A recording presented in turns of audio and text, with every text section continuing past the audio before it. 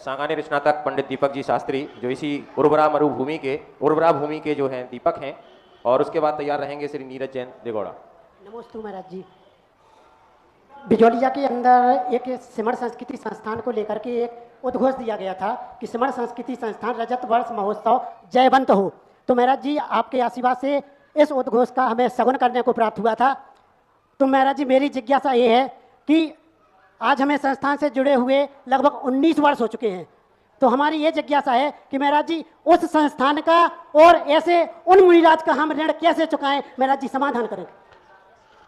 कोई भी वस्तु से हमें कुछ जब मिलता है तो उससे मिलने के बाद हमें तद्रूप होना है।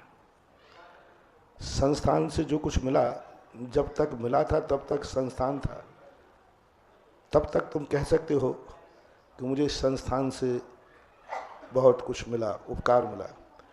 जैसे ही संस्थान की पढ़ाई पूर्ण हो गई तो फिर यह कहने की अपेक्षा यह कहो कि मैं खुद ही संस्थान हूँ। हमारे यहाँ भगवान का दर्शन जब तक नहीं हुआ तब तक कहा जाता है कि मैं भगवान का दर्शन कर रहा।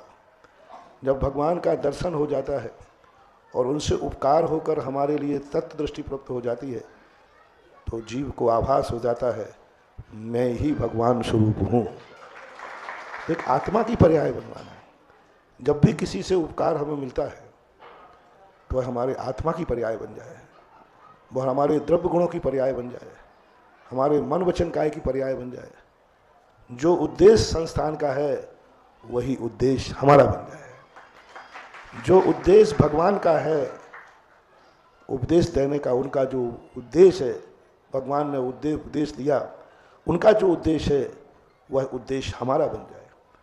गुरु दीक्षा देते हैं, उनका जो उद्देश्य है दीक्षा देते समय वही उद्देश्य शिष्य का बन जाए तो दीक्षा सफल आ जाती है।